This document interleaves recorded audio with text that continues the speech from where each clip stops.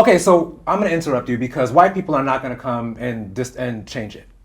They're not. No white person's going to come and be like, you know what, we're making too much money off of these niggas and bitches, so we're going to change our strat now. Really? It's not going to happen. I've been waiting. And in the and that's where, no shade, is that that's where I want to take the conversation to, because I've been having these conversations for years, and I've heard every white supremacy, I've heard it all. And my thing is like, that's fine because it's true, it's a fact. It is an absolute fact, and we're acknowledging that. And now we're also saying, myself having a cousin who was shot in the face, right? And a lot of us who have seen inner city violence, right? What is next? Like, what is this next? Because there is something that is happening. You know I can't help but this, cause they know they can never touch this. So baby, let me talk my shit, or I might just throw another fit.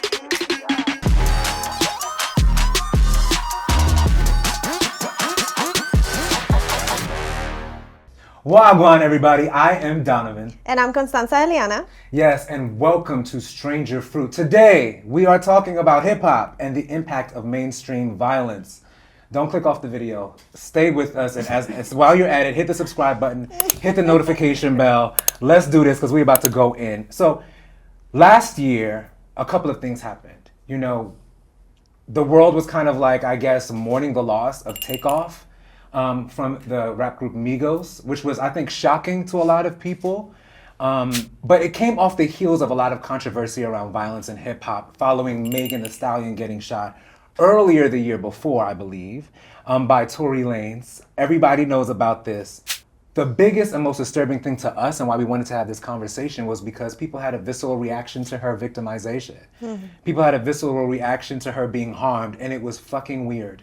And I think that when Takeoff was murdered, right, there wasn't enough conversation, to me, about the violence that was happening. Why is it happening? Why is it happening amongst wealthy people? What's going on here? And I wanted to use this as an opportunity to highlight this and talk more about it. I kind of want to start with a very, very basic question of, do you think hip hop is inherently violent? Marquise, what do you think? Straight to me. No, I don't think hip hop's necessarily inherently violent. I do think that hip hop is a form of expression that we are trying to communicate as black people and black and brown people, because it's a moment for us to kind of talk around like what we're going through. And the only way for people to be able to listen to what we're going through tended to be through music, tended to be through entertainment. So I think from that standpoint, we talk around the violence that we're experiencing. And sometimes I think in that kind of space, it might seem like it's almost normalized in that space of us being inherently violent, but we're talking about the conditions that got us to that spot at that point in time. So that's my quick answer. So is it, from your perspective, I remember like many years ago, I would say like maybe 8 years ago, I remember one of the Simmons, I think it was Russell. Yep. He was talking about poetry, and he was talking significantly about how, a lot of these people are just talking about what they know, and we shouldn't limit them, and they should be able to say whatever it is that they want to say. Do you agree with that as well? Kind of like that disposition, like this is a storytelling process. So it's two things. I think right now there's a commodification of hip hop. So there's a characterization or caricature of what people want to sell versus the stuff that people are actually saying. Because at the end of the day, we are seeing like what is being put onto the radio, what is the thing that is like a quick churn to make a quick buck. Who are those people able to direct that? These are the white people in the marketing positions. Now I think us as black people, there's an idea of us wanting to get some money and the death of the conscious rapper. Like we also recognize like as that is a thing, we are no longer going to experience like what true hip hop was in its original essence, because it's not a popular form of music. So now that it's popular, everybody has access to it. Everybody has an idea of what this thing should be. Same thing with minstrel shows. You have an idea of what you want to put out there, but in reality, once you're able to get to the nuances of like the underground rappers, Saba put out an amazing album, 2018, and that told a beautiful story. You have somebody like IDK talking about his emotional health. Kendrick pivoted, emotional health. Yeah. And so like as you're starting to see it, there's a culture shifting in terms of like how we want to see it being packaged, but you're also seeing like what is selling. Kendrick can put out an album and talk about, hey, niggas, go to therapy. Somebody who's coming up, they'll have a much more niche audience, but that's not what's going to sell on the radio, because no one wants to sit with themselves anymore or sit with the reality of self anymore. You want to sit with hey, this is really entertaining and I don't have to listen to this as much. So for right now, I think how we are digesting music shifted over the pandemic, but I think it's also how we are wanting to interrogate right now, specifically Black men in hip hop and how we operate. So Do you think that I'm going to pass it up to Kumo because I saw Kumo. yeah.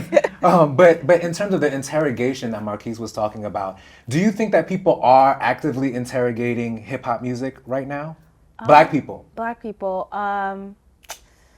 I think with Black men, no. I think like how you just mentioned about, you know, with Kendrick's latest album, I think that's one of his greatest albums he just released. And he's talking about healing our traumas. And I feel like it got overlooked what he's really talking about. So like Kendrick literally, like he said, I'm sacrificing my soul to begin the healing. That's what he said in one of his songs. He's like, I'm sacrificing my soul to begin the healing. So there's this cry for like healing within the Black community, especially with Black men, because our Black men are so fucking, it's like Black women are doing the work, but Black men don't want to do the work. So like you just said about going back to that, like people don't want to have that conversation, like niggas, we need to heal, like, and even Kendrick touched on so much. He's like, we got to give our women a break. We got to give our women a break. So I think there's this like we're missing it, and I'm like, yo, like Kendrick dropped the best album of all time, and y'all are missing what he's talking about. You're literally missing it, and it's like he's talking to hood niggas, because I think sometimes as Black intellectuals we have these big words. Yes, we do. As Black intellectuals and Black, ugly. As Black activists, and I kind of had to like switch on how I approach people. Like hood niggas are not gonna understand intersectionality. They're not gonna understand that. So with his latest album, Kendrick's literally talking from a place of like, y'all, I'm trying to get the hood niggas because y'all ain't talking to them. Black intellectuals, y'all are not having these conversations with these people, with this community, because if we really want to move forward as a Black community, we also need to meet hood niggas where they're at. And what I mean by hood niggas is people who have not gone to academia. We're missing that group. We're missing the dope dealer. What do they think about going to therapy? What do they think about sexual assault? Kendrick touched on that album. Niggas in the industry have faced sexual assault. That's the first time I ever heard a Black artist, say that. So a Black male artist. On a mainstream level. On Because a- it's yes. happening. Yeah, I think that's That's important. the first time I That's ever true. heard that, and people are missing. And I'm like, do you just see what this man just did? He literally, like he said, I'm sacrificing myself for this healing. Why do you think that people are missing it? Is Kendrick not being marketed? Do you think that people just don't give a fuck? Like, what do you think's actually happening? Nikki, you want to jump in?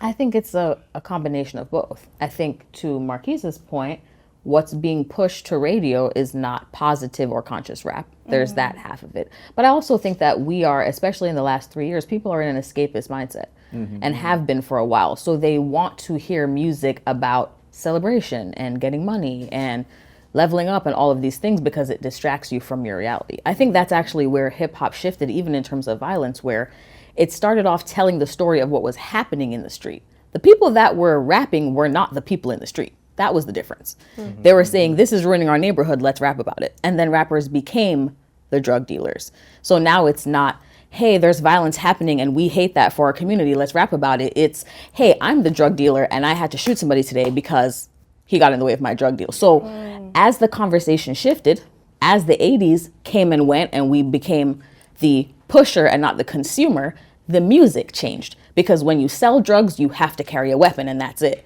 You have to do that. So now if the drug dealer is the rapper, you're gonna have violent music. If you notice the shift, music is still violent, but it's become more depressed because now the rapper is the drug user. So that violence is also coming from a mental health issue. Now we have folks that are heavily medicated that are not only rapping, but they're consuming the music. So when you have like a Travis Scott concert where people are encouraged to do drugs and they're high out of their mind, they don't mind stepping on somebody that got trampled. The violence isn't just street violence, right? It's the consciousness has devolved of hip hop because it's now drug centered street centered, and we know that sells. So that's what's being consumed, and we reenact that. Yeah, and I think like that's what a lot of people have a hard time, in my opinion, admitting. It's like, does the violence come before the art, or does the art come before the violence? But not acknowledging that, like, yeah, somebody can look at the shit and just be inspired by that. I remember when we went to the UK and we had conversations about knife crime. Yes. In particular, and I remember just thinking to myself, like, well, hot damn, do you know how much you have to hate somebody to cut them? To like stab them and then get the blood on your hand? And then do it over and over and over again, and that is the default crime. I was like, that, it blew my mind. And what I heard a lot of people saying is that it has nothing to do with the music. People are making their own decisions. Why do you think that people have such a hard time taking responsibility or putting accountability on hip hop as a genre or the artist? Why is that? I'd love to hear from you, Tiffanie, on that. I think you have to kind of go back to the history of hip hop, right? When it first started, to really talk about people's experiences. It had more of a positive message. It was just, this is what's going on, and this is how we deal with it. And I think you and I even talked offline a little bit about understanding what an excuse is versus an explanation, right? And so in hip hop, it first started out as, okay, this is an explanation of what we're going through, and we can grow from there. How do we grow from there? But somehow it devolved into an excuse of, this is what the situation we're in, and we're gonna stay there, and we're not gonna move. And now we're not even able to take responsibility for our lack of growth. And so there was a big shift between my parents' generation. I know I look young, but I'm in my 40s. My parents' generation, which is like the Four Tops and the Chanels and all that good, harmonic music, right? And then you went into early hip hop in the 80s and 90s. But at the same time, in the 80s and 90s, that's when drugs and stuff was dropped into the Black community. And so now violence, which was not initially part of hip hop, started to become part of it because there was addiction and all these other things, right? And so I think we can't just kind of separate hip hop without looking at some of the history that has caused us to get into the situation that we're in. But it's not to say that we can't take responsibility on changing the message within hip hop altogether. It's my brother does music and produces music, and I had a conversation with him about this a couple weeks ago. It's funny, and he was saying, music is neither amoral or immoral. It takes on the morality of its creator, right? So if someone's kind of creating music that has no morality or is talking about violence and is talking about killing and shooting and stuff like that, well, let's talk about classical music. There are studies that show music has serious, it affects human behavior. Like, I listen to classical music when I want to focus. I listened to classical music when I was pregnant with my son. I think that's why he's really smart in math and science, and I'm probably not. I'm not. But either way, we have to think about knowing the studies and the data that talks about how music affects the human behavior and how it affects what we're doing. Yeah. And so we can't kind of separate ourselves from music and our humanity from music without understanding the effects music has. And so we need people to start taking more responsibility for the violence and the degradation that we're seeing. Dionne Warwick and Snoop Dogg, I saw that story recently. Did you guys see that? And she was like, Snoop Dogg was invited to Dionne Warwick's house along with Tupac and Suge Knight, and she was like, you want to call black women the B word, and she was like, call it to me to my face. Disrespect means something, and they all got the gist that, okay.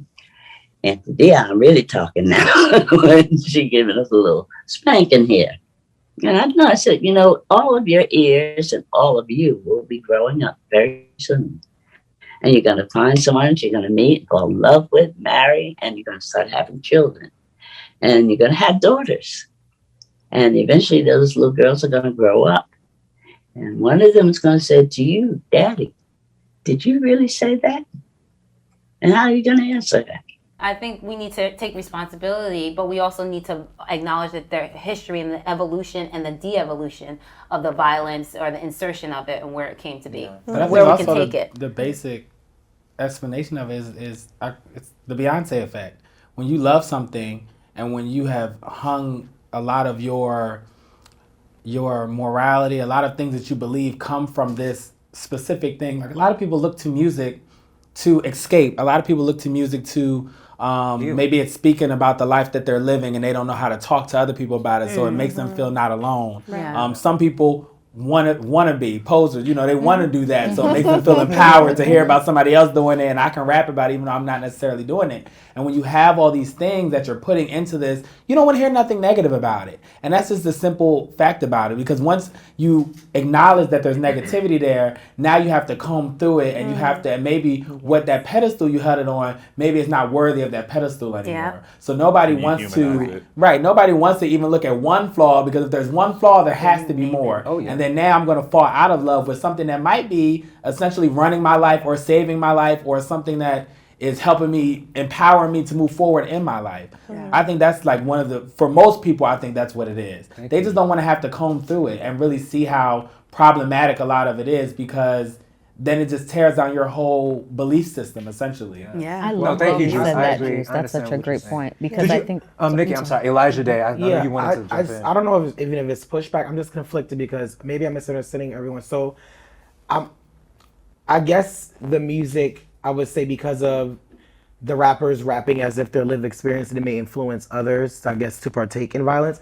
But my only pushback is, so I agree and disagree. That's I'm still conflicted, because I think I sent you the video before on Instagram, because after Takeoff was murdered, it was like, I blame the music, and I was like, okay, sure, but rap music is consumed more by white people, yet they're not experiencing this violence. So is it the music, or is it just poverty that these black folk who listen to the music are experiencing? Because it's their reality, it's their survival of, okay, look, because I am a drug dealer, not saying all black folk are, but usually in low income areas, anything goes to pay rent, to secure food and secure housing. So you may scam, deal drugs, rob, or fraud, whatever. So my thing is, like, I don't necessarily think it's the music. I think it's the environment that specifically black folk are living in, because poverty does these things. I don't think I feel like it's I'm not saying we all said that here, but it was very much racist to say that it's the music, because again, hip hop, the argument was that hip hop intrinsically is violent, but so is death metal, so is country, so is pop. When you have certain pop artists talking about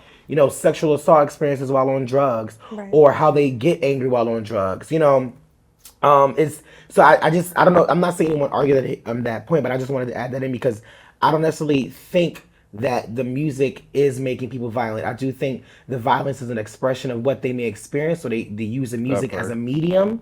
But I think the bigger question is, or what people use as a scapegoat, saying that the music is making these black folk kill each other, and I feel like it's very much a dog whistle. Because if that's the case, then these shooters are not listening to hip hop. But if they are, then why are we not using an excuse for them? But because they're white, we use the excuse that mental issues, or they were a lone wolf. So I feel like it's very much a double standard to assume that because Takeoff was killed, it has to be the music. But when white people are killing people or shooting people, rap music isn't using an excuse, even though white people consume it more. So then why is it that rap music affects black folk but not white folks? So I think that's a great question. Does anyone have a response to that? I do. Dr. Donna, we'll come to you. TaDeo, you want to go first? I think what we're missing here is the causation versus correlation argument here. And what's going on is, I say this a lot, but follow the money. What is profitable? So who gets put on, and what kind of message gets put out there? So there was a point where hip hop wasn't hip hop, it was gangster rap. Right? And so that was a whole separate section of rap. It was a subgenre that then became the genre of rap, because that was what was most profitable. Because the people that were pushing all of the money out and paying for it, you got on if your message was that violent message. You got more airplay, you got more videos, the more outlandish you were. I mean, Tupac testified to Congress how many times about his lyrics? You know what I mean? Like, how many times he had to go to court and people try to do that causation and correlation thing about the lyrics. It was just flash. It was no substance there. And so what happens is it causation? Am I rapping about this because this is my reality? Or is it correlation? I just happen to have this and I just happen to rap about this.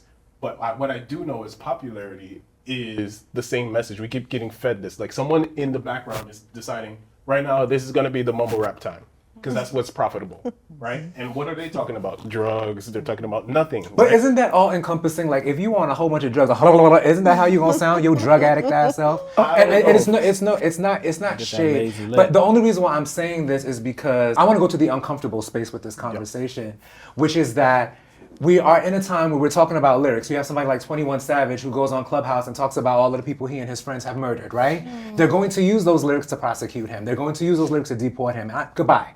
For me, personally, goodbye.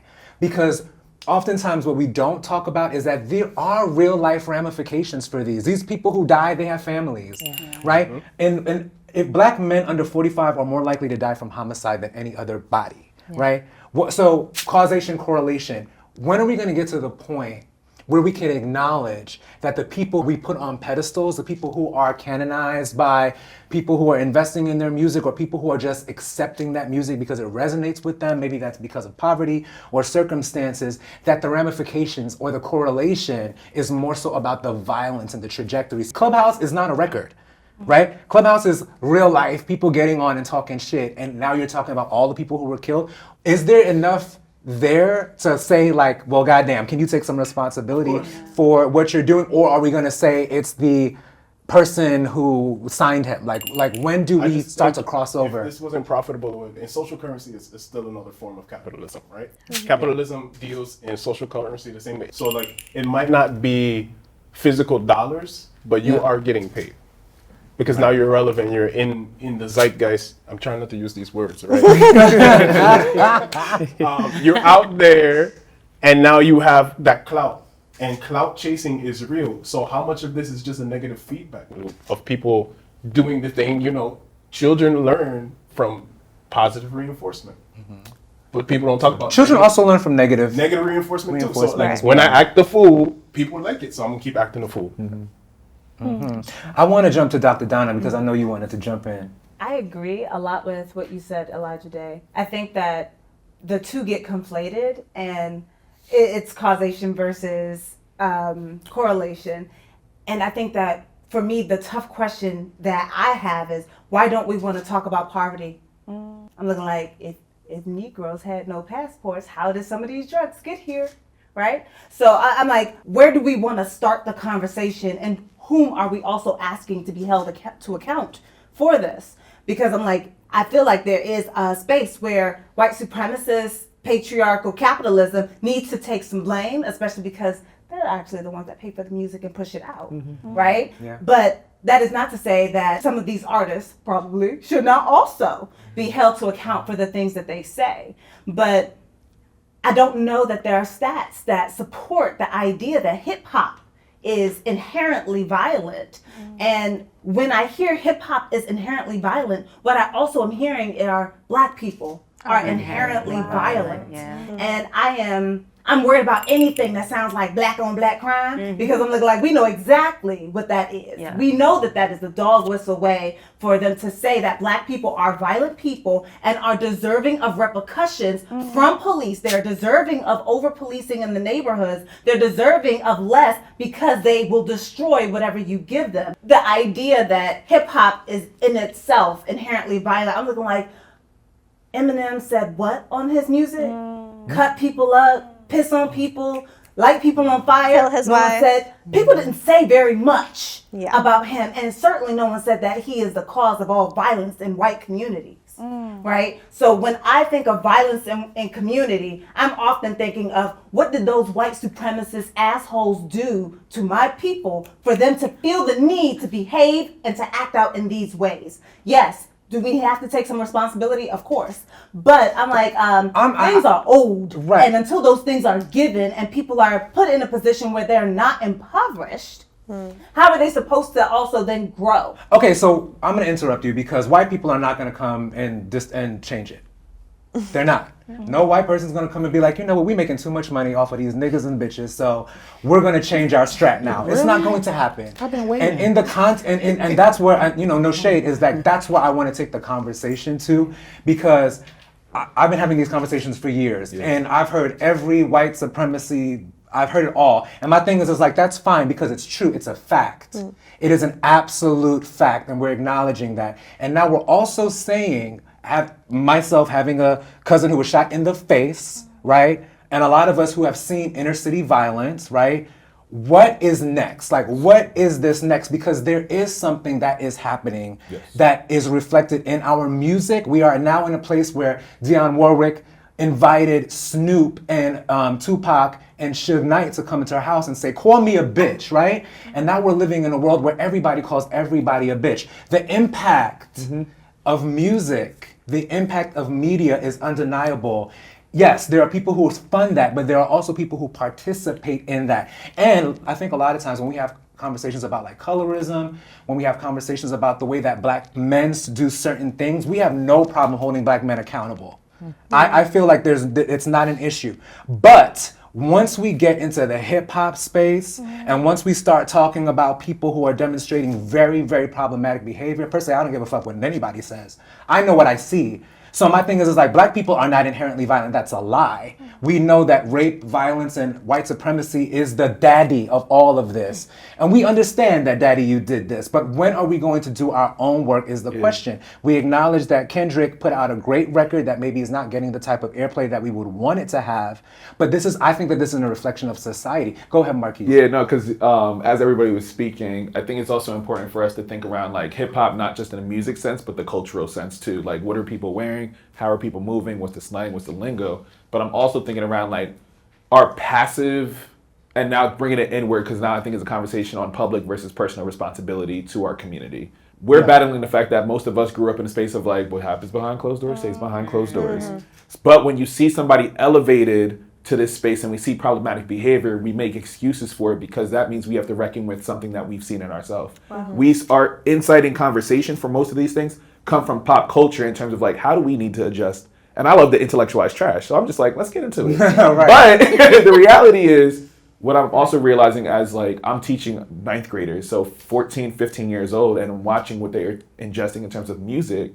And for me, I sit there during my Black masculinity course and I'm watching them like struggle with like, what does it mean to have healthy conflict resolution?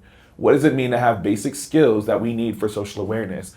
And I'm working in school with all Black boys. So for that to be a thing, I think it's important for us to recognize like, there's a scariness around like, once you acknowledge the fact that, hey, you kind of did this really crappy thing, and should I hold you accountable in public because you're a public figure? Or does this stay behind closed doors and like, we support you in public but reprimand you in private? Is that where growth will happen? I think we have this weird tension of like, well, there's not many of us up there, so we got to make sure we protect them at all costs. But we're also witnessing the reason we struggled with the idea of Megan Thee Stallion being shot, and the reason we didn't want to acknowledge what was going on with Mary J. Blige, and we just kind of were just like, this is going to happen, it's kind of thing you got to go through.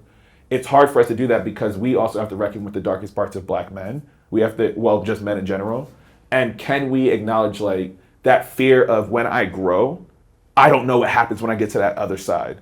I don't know if I can reckon with these feelings outside of what I've only known. We're scared of the unfamiliar. So like, as you develop and as you grow from an emotional standpoint, in hip hop, we're seeing little bits of it drip, and it's popular because mental health is popular right now. However, as they are trying to like work through it, we're witnessing like a cultural tension. Juice WRLD was a cultural tension because we had to deal with the fact that, there's a lot of artists, mumble rappers, who are depressed and don't know how to articulate what they are 100%. feeling. So if you don't have an emotional vocabulary to expand or enough life experiences to like expand what you can talk about, then there is something to say like, yes, you're a product of your environment. Yes, there is something that we don't know because what does it look like to work from no longer a space of scarcity? So yeah, from a political standpoint, give us the resources in our community so we can live a more fulfilled life. But from where we're at right now, I have to push you as my brother, I have to push you as my sister, as my person, in order for us to grow. That's the part of the conversation we're uncomfortable with having. It's really because hard. I have to humanize you in a way that I've never done before. And hip hop hasn't done that yet. Yeah, and that's so interesting. I'm interested to see how you feel about that, Elijahdā, based off what you said, because there is this interesting part. I agree. Like, if there were like Black people conferences that we would go to like have our private conversations, I would sign up for that shit. But I haven't been invited. And my thing is, and I haven't set it up. This is my version of setting it up, right? and we're having it publicly because the public humiliation of Black women happens and for everybody to see, Yeah. right? Like that over commodification of the black woman's body as like a sex slave, a hoe, a tramp, and all of these things. It was done in public, in the light. That violence continues. The violence happens via colorism that we see all over our hip hop videos. It happens in the words and the degradation. It happens via homophobia, things like that. Like, you know, you and I were talking about like even Jamaican music, reggae music. You know what I'm saying? It's music that's full of kill up the Batman, beer. You know, And hip hop's a masculine you telling me genre. you want to burn me up and all of this kind of stuff. And then you know what happens? People get burnt up in real life. People get murdered in real life. There are tons of kids who are in gullies. They don't have nobody who loves them or want to take care of them because the music, the culture, the religion says so. My thing is like, how do we reckon with that? Do you want to tell, just kind of like give people a briefing on like what Jamaica decided to do? Yeah, I was just about to jump into that because Thank you, Marquise, by the way. in October, Jamaica banned any music that had to do with gun violence, that had to do with drugs, that had to do with poverty, and so there are some artists that are saying, well, we kind of get it, you know, we understand where you're coming from, that we don't want to promote, we don't want to perpetuate this type of message. And then on the flip side, you have other artists that are saying, well, you're kind of muting our free speech. You're muting our ability to express what we've been going through. And again, I go back to, it's one thing for you to express what you've been going through, but don't stay there. So how do we get the music to progress past what you just been going through and progress towards where you want to get to? And I think a good example of an artist like who has done that is Common. Like when Common came out, he might be from Chicago. Kanye West is from Chicago. Kanye started kind of, you know, he was on the positive side and then he went left field. But Common was here telling us what his experience was. But at the end of the day, it was like he was building black women up. He was building black men up. Even in some of the stuff that Nas put out back in the day, right? It wasn't all gangster. It was like, okay, I know I can't be what I want to be. You know what I'm saying? Like my son knows that song. I was like, listen, this is the type of hip hop, these are the type of influences I would like for you to hear, because yeah, hip hop, we can talk about where we came from, but we also need to talk about where we're going. So it's going to be interesting to see what happens in Jamaica. They've tried this band before, I think in 2009, and of course it just kind of dies down because music is music. You can't. And you cannot stop music. Music has started movements, like literally revolutionary movements. And we think about music, we have Negro spirituals, that was the way that we communicated with each other on the plantation so that we could get messages about when we're going to run away or if we're going to put poison in the master's plate, you know? So like we can't just mute people's experiences, but we have to acknowledge that yes, your experience is valid. Yes, poverty is valid, but how do we grow from there? And one of the things I read that was so poignant for me with the Jamaican artists is they said, we're dealing with surface stuff. We need to deal with, like you said, the poverty. What are the causes? What's going on? Why isn't our government addressing that? Why are you talking about the symptoms and not the causes? And that is where we're missing. You know, there's a bridge that's missing that we need to get to. And Tiffanie, so that part right I there, agree. Yeah. because Thank you, everyone Tiffanie. always is very interested in the outcomes. No one wants to address the journey root and the work. causes. Yep. So when we talk about elevating people and getting them to move along this space and getting them to make different music, I'm like, well, what are we doing on this level, on that lonely level, that I'm depressed level, that I don't have no friends, I can't get no woman because I'm a asshole. Whatever all those pieces, all the little pieces are, right? We're not There's a reason. addressing those pieces, but we're asking for self-actualization. yeah. Yeah. We are requesting self-actualization without meeting basic human needs. So your water is filthy, Flint. So you don't have proper housing. New York is rife with people who've been made homeless because of what happened in the panini. But then we're also saying self-actualize. Yeah. Move yourself up. And I'm like, is it a fair ask Right. to ask somebody to jump that damn high? And it's like, bitch, I'm hungry. Right. Like I can't. Like I'm thirsty. Yeah. I'm not bathed. I'm not dressed. I don't have safety or shelter. But you're asking me to self-actualize. And at the same time, I want to say that the government definitely has a responsibility here. And I'm saying that because mental health ain't free, right? Because often the burden falls on therapists like myself to offer free services, which a lot of us do. I don't know very many therapists that don't have a super slid down to $20 a session or a super free pro bono looking slots, right? I'm like, so we're doing the work, but what I really love is seeing some of the therapists who are working with barbershops. And I like That's great. there's a gentleman, he has this thing called Mental Heal. Yeah.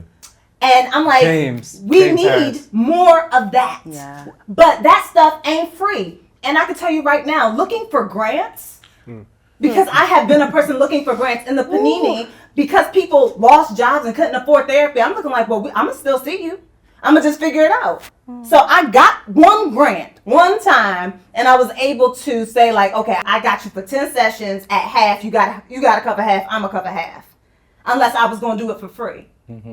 How quickly did Donna burn out? I can imagine. I went from I can only having imagine. 13 sessions to having over 20. Hired somebody to help cover the gap. And I'm just like, PPP is what helps save a girl to be able to continue to do the work with the community that I'm serving. But I'm just like, the things that we're asking for require government assistance. And I think that is part of where our work and where hip hop's work and where all these damn celebrities that we say we love, that's where their work lies. I'm looking like, stop trying to get us to buy tickets to go to over here, friend. We can't afford that. But you could be talking to your mayors because you have access that we don't have. Yes. And get them to give us some freaking funds so that we can get to the root of the problem. But white supremacy thrives on this problem. Absolutely. So we're saying, why is the problem persisting? Because they will it so. But we also Very, got to be very well able, I articulated. think, Go ahead, Juice. dealing with the foundational issues, we definitely have to do that. But we also have to start calling bullshit. Because when somebody was talking about, you know, this is what the life that they're living and stuff, I had to think about it. And I was like, 90% of these people that are rapping about this stuff ain't pulled a clip, ain't sold a bag, ain't been we like and it's bad when you start calling bullshit on that because you're talking about things you know nothing about. And the people that are talking about that have done those things, a lot of times you hear them talking not from a place of like, come do this, a place of don't do this because I had to do this and it wasn't fun. Yeah. And that's how a lot of times I tell the difference between the people that actually are living that life and the people that are not. The people that are not are like glorifying it. The people that are like, this shit was hard. Yeah. And I just need you to know that this is not like this is a hard life for me. Right. We have to start calling bullshit on these people and Pour stop. their card. Pour their card. Boy, who'd you shoot? And I think you What's made the an name? interesting Like, point. start calling that stuff out, and then you'll see the wasn't fakes, the Tupac, frauds, like- and realize their message is fraud as well. Yeah. Thank you, And I Juice. think there's Go also ahead, Nikki. something to be said about if you were in the street and you've become a famous rapper, there's not any work being done to shift that mindset. Because if you look at the situation with Takeoff, there's a detail that not a lot of people discuss, which is that you're at a party, a birthday party, right? There's a lot of rappers, there's a lot of street people there. There's nothing good happening at 3 a.m. You know what's interesting to me is that Drake was at that same party. Oh. Yes.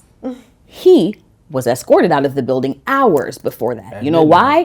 Because whoever is around Drake has done the work to make sure he's not in those situations. And also Drake doesn't come from the streets. Right. When you look at a group like the Migos, 2 out of 3 of them were a part of gang culture. Unfortunately, Takeoff wasn't. But you are around people who are still in that mindset. Yeah. So even though you have wealth, you're still in street situations that end up taking your life. So I think it is a double-sided coin where we need a lot of work for the people that are hearing it.